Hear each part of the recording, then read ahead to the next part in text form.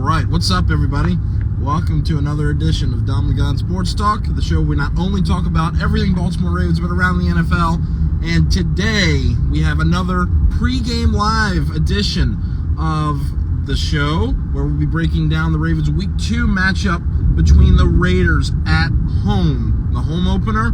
Excited as hell for it, and I'm excited to talk about it. I'm Gonz. I'll be your host today. Dom might potentially be joining us. We'll see. If he does, great.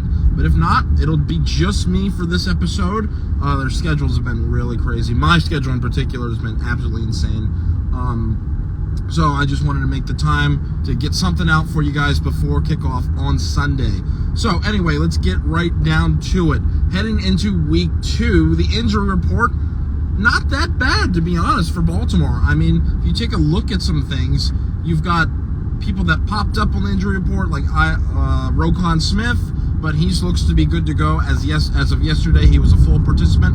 Gonz IG has returned to practice on a limited basis. And then Kyle Van Noy, he's got that broken orbital bone, still not practicing. The severity of that injury is still to be determined for the most part. We had a little bit of a scare on Monday when we had Lamar Jackson not being at practice. So, of course, that sends, Ravens flock into a complete uproar. But just to later be known that he was only a little bit sore after taking all those hits on Thursday. Rightfully so. It's Week 1. Also, your body's not quite used to playing football at a higher level week in, week out. So, it was good to see him come back to practice, and he was interviewed by the media, and he is all set to go for Sunday. He is not even he's not even on the injury report, so he'll be a full go this weekend. Raiders, on the other hand, they've got a little bit more longer of a list, but nothing too of crazy to note. I mean, you had tackle Colton Miller on there, but he's expected to be a full participant, as well as a couple other starters. So both teams relatively healthy going into this matchup, so it should be a fun one. Breaking up, or going on to some of the predictions that I have. How are we going to respond on offense? How's this defense going to look? Let's start with the offense. I expect them to really get Derrick Henry going this game. Okay, Derrick Henry didn't have too much of an impact in Week 1, although he did have about 5 carries on the first drive and the touchdown. So I'm hoping that this game they can get him going early like they started, and hopefully they can keep that impact going throughout the rest of the game.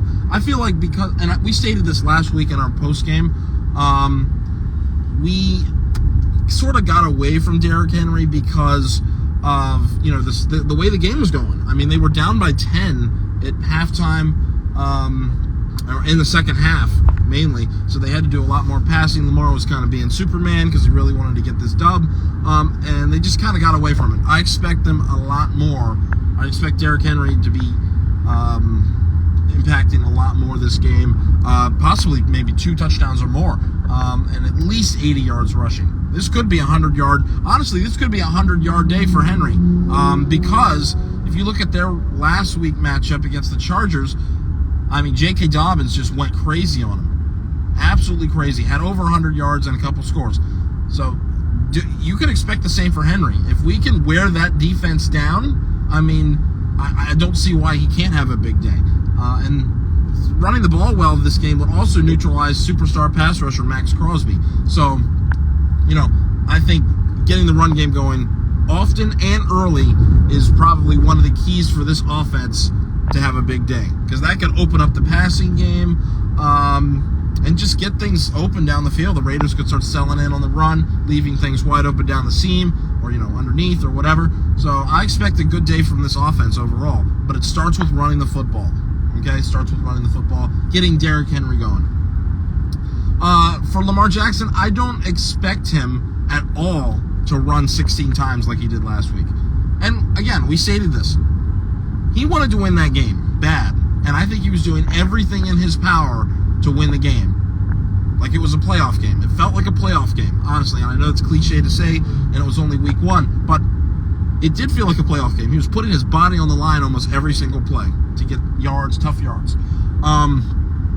but I don't expect much of that. He might take off a couple times, but I don't expect him to lower his shoulder or take some crazy hits in this game. He'll go out of bounds. He does a good job protecting himself. I think, honestly, just last week he was just trying to fight hard and get that dub and beat the Chiefs. But I expect a lot less running from him this time. Maybe a couple design runs, but not a lot of scrambles. He'll be doing a lot of passing and a lot of throwing away, in my opinion. The running will be done by the backs this time, so get ready for that. But I expect Lamar to have a clean day as well. Maybe a couple touchdowns, 2, 3, depends on how many Henry has. If Henry has 2, Lamar might only get 1 or 2 because we'll be leaning on the run game. But I'm going to go ahead and predict it now. Lamar has 3 total touchdowns. Okay, could have 3 passing, could have 2 in a rush. Doesn't matter. I'm thinking 3 total touchdowns, and then Henry gets at least 2. So I'm thinking this is a big day for this offense. I mean, the Raiders' defense has never been that great, especially as of recent history. So I expect this offense to really take flight. Let's get Rashad Bateman involved. See if he can build on that 2-minute drill that he did in the fourth quarter with that insane catch down the sideline against the Kansas City Chiefs to set us up for a 1st and goal. Isaiah Likely, let's get him involved as well. He was, as we know, our best offensive player last week, other than Jackson.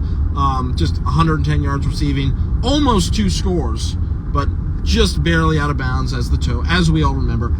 So I expect him to get going as well, as Mark Andrews continues to come back from, I think they didn't disclose that it was an injury, but I feel like something is a little bit up with him just because of the car accident. Maybe it's something undisclosed. But hey, while he's getting back to full speed, Likely, do your thing, bro. Do your thing, because you are an effective. He has got the speed, and he's got the moves, and he's got the hands to be an elite tight end in this league. And I'm very excited to see what he can continue to build on after week 1. So that's what I'm thinking for offense. Expect a big day from Henry, solid day from Lamar, and let's get Bateman going. Give him some chances, all right? And feed the rock. I expect them to get open on some play-action passes due to the run game being a major problem for that Raiders defense. So it opens up with running the ball, okay? Second thing I want to talk about before we move on to defense is the offensive line. How are they going to respond? Okay? Are they going to respond? How are they going to build off of their week 1 performance? Okay? We were bashing them in our post-game live, but there are some statistics out there that try to explain that it wasn't that bad. And they did some decent things. So while I agree, yes, it got a little better towards the end, I think Lamar bailed them out a ton. And I know stats say whatever, but I still think we can do a lot better holding our blocks, opening up the run lanes for our backs. So let's see if we can improve upon our week 1 performance. You know, every snap that this group plays together is valuable. So it'll be interesting to see what kind of game they have. And hopefully it's a good one, because if they can hold their own and control the line of scrimmage, there's no doubt we're going to have a big day on offense. But it starts with them, and we'll see what happens. But this could be a 35, 40-point game for the Ravens if things go well up front. So let's see how they do. Moving over to defense. How are they going to attack this Raiders offense? Well, what do they have? They don't have too much, to be honest, because Josh Jacobs, as you know, their premier running back, left in free agency, went to the Packers. They've got Devontae Adams, and he is the guy to watch for, in my opinion. He is the one. He is a very dynamic receiver. You know, came from Green Bay, very, a savvy vet. He knows what he's doing. Can make plays at any moment. So let's make sure that we can not let him get going. Let's lock him down, and we'll make sure. And we should be okay. It's the one thing we just need to shut down. Their QB, Gardner Minshew. Let's not have any more Minshew mania or Minshew magic or whatever you guys call it, like they did last year against the Colts. That was an excruciating hard game to watch. All respect to Gardner Minshew. That dude is a very good backup, and he can get you some wins, as we saw last year as the Colts quarterback almost made the playoffs. But let's shut that down today, or on Sunday. Let's shut it down. Let's not get that going. Let's go ahead and just get this dub, okay? We are just better than the Raiders on both sides of the ball. let's execute, do our thing, and I have no doubt that we can come out on top. Okay? Let's make him uncomfortable. Let's see if the pass rush can keep it going a little bit. And this time, let's finish the plays. We had a lot of shots at getting Patrick Mahomes. We only sacked him like once or twice. But this time, if we can get hands on the QB, Minshew's not a crazy scrambler. So let's bring him down. Let's hit him. Let's make him nervous. Let's get him under pressure. And then we can definitely force some mistakes out of him. Because even last year when they beat us, Minshew had a couple of mistakes. He had a couple of fumbles, and he was not completely safe back there in the pocket. He was feeling the heat.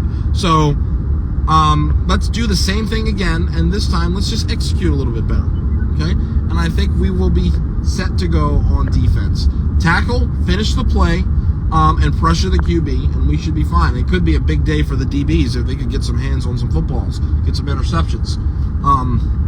Oh, speaking of DBs, there was one injury that I did miss when I was talking about the injury report earlier. Nate Wiggins was added to the report yesterday with a neck injury, so I'm not sure what the developing story is there, but hopefully he's okay and can come back soon. Maybe it's just a flare-up. Maybe he can go on Sunday, but that puts his status in question for week 2, because we'll see. We'll keep the storyline updated on that. We'll check the injury report later today and see what his status will be. But hopefully it's not major and he can come back and play on Sunday. If not, hopefully he can get cleared as soon as possible. So yeah, because he did okay in coverage against the Chiefs. I'd like to see how he continues to build upon his young experience as well. So yeah, pressure the quarterback, finish the plays, and force some turnovers, and you'll be fine. You will be fine. Yeah, and that's about it. So, if we can do those type of things, we should be okay to win this game. We really should be. I honestly think that this game could be a blowout. It could be a blowout. It could be a 35-17 type of game, or 28-10 or something. So I expect a big day from the Ravens, a bounce-back performance. They come back from the they forget about week 1, and they reassure their dominance as a threat in the AFC in week 2. So I'm going to go ahead and give the prediction of 28-10. 28-10. I think this defense has a good game. I think this offense is pretty solid. They could go above 30 points, so I'm just giving you my prediction. I think they handily take care of business, and we will be sitting at 1-1 by the end of Sunday. So I'm excited about that. Before we go, though, I want to talk a little bit about some other games that we just watched, either last weekend or yesterday. Let's start with the last weekend games. All the AFC North took an L except Pittsburgh, and they're the only ones sitting at 1-0. Everyone else is 0-1. So that's kind of crazy. The Browns got their ass kicked by the Cowboys for the most part. Deshaun Watson not sharp. Pass protection not very good either. The Bengals get upset by the New England Patriots, who were really trying to hold on at the end. Just a sloppy day for the Bengals. But again, we've seen this before from them. They always seem to start off really bad and then find their footing. So hopefully they don't find their footing and they're just bad all the time. So that'd be great. But shout out to the New England Patriots for getting it done in Cincinnati, 16-14. Or no, 16-10. The Bengals only scored 10 points on New England. That's pretty crazy because everybody wrote them off, and here they are coming out with a victory in week 1. So it's nice to see 2 of our other arch rivals get taken down. Meanwhile, the Pittsburgh Steelers win 18-10 against the Falcons and didn't even score a touchdown, which is absolutely insane. I mean, Kirk Cousins coming off the torn Achilles or ACL, whatever it was, the season-ending injury, not good. Under pressure for the most part, and that just shows you, in my opinion, why you have to have somebody that can that's got wheels and at taking snaps under center, because Kirk is 30-something years old, very not agile at all. I mean, the Steelers were coming after him. He was trying to step up and throw it, and couldn't scramble up the middle because he's just too old, and that's not his game. It just shows you these type of how the game is evolving. Like, pocket passing is just not a thing anymore. everyone's got some sort of scrambling ability. Even C.J. Stroud, Josh Allen, let me think. All the rookies coming out. Bo Nix did the same thing, even though he had a bad game. Justin Fields for the Steelers. Joe Burrow's got some escapability. Pat Mahomes, obviously. You got to have some of that, and it's just going to make things 10 times harder when you can't do that. And the pressure was just getting to him on Sunday. I mean, you could tell he was rusty. This was his first game in a while. Just bad throws all game long. I mean, intercepted twice, and just did not ever seem to look comfortable in the pocket at all. Even he did have a touchdown pass to Kyle Pitts, but even that looked shaky because he took 10 years to make the read. I mean, this could be a long season for Atlanta if they don't fix that offensive line and get Kirk comfortable back there. So we'll see what happens. But Pittsburgh escapes, hit 6 field goals with Chris Boswell, who's looking very strong as a kicker, unfortunately. He might be the best kicker in the NFL, as we've seen. He just drilling things over 55 yards. It was crazy. But yeah, they won. The formula for Pittsburgh is to just keep the game close all game long and just pounce on every opponent mistake. But if you force them to make a mistake, it's over. I don't know how that formula works, but it's so conservative. They didn't ask Justin Fields to hardly do anything. They made him scramble a couple times, but then he only threw for like 150-some yards, not much. They don't ask their QBs to do much of anything except not turn the ball over. Doesn't matter if it's Pickett, Roethlisberger, the old Roethlisberger, or Mitch Trubisky or Mason Rudolph or Justin Fields. I don't feel like it's going to change if they insert Russell Wilson either. So I don't know. I don't know how that formation works, but it's so frustrating. That formula is so disgusting. And then just on defense, you've got 2 or 3 players that are carrying your team. T.J. Watt, Alex Highsmith, and just Cameron Hayward, all vets leading the squad, and Minkah Fitzpatrick. So they got a good team on defense, but if they lose T.J. Watt, their whole season's derailed. That's how the Steelers are. They depend on 1 to 2, 3 players. But anyway, yeah, it was pretty crazy. Detroit and Rams. That was the Sunday Night Football game. That was a crazy one. Lions came back, tied the game, went to overtime, and had a walk-off tutty on their first drive to David Montgomery. So that was pretty cool. And then finally, now let's shift over to week 2. We had a game last night. The Bills taking on the Dolphins. And once again, the Bills show us why they own the Dolphins. They always beat them. I don't care how good the Dolphins are. And this is the issue with Miami. Yes, they are a track team, and they're very flashy. They've got speed, but they just lack the capability to beat playoff teams. They can't do it. Tua Tagovailoa is not it when it comes to winning big games against big-time teams. They can blow out all the bad teams, and they look flashy, and they put up 50 or 70 like they did against Denver last year, feeling themselves, and then they get their ass kicked by a good team. I mean, last year they came to Baltimore and got destroyed. Lost control of their destiny and ended up losing first round because they had to travel to Kansas City. I mean, Tua's just... And prayers up for Tua, too, as he suffered yet another concussion. He might have to think about early retirement because I don't know how much more his brain can handle with all these concussions. You're literally putting your life at risk every time.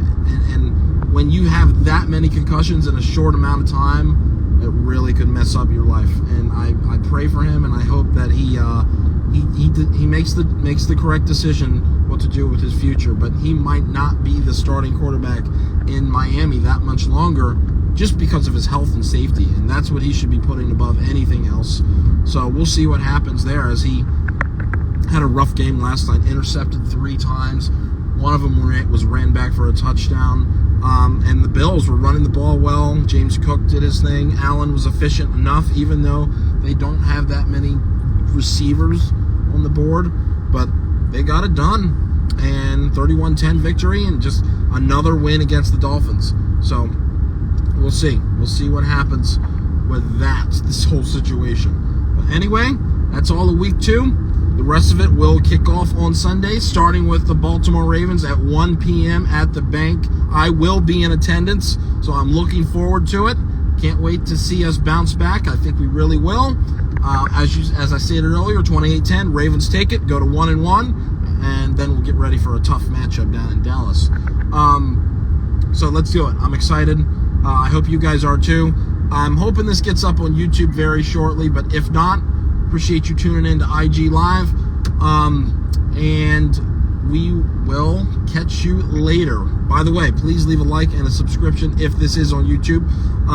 And follow us, DM us, email us. It's all in the comments.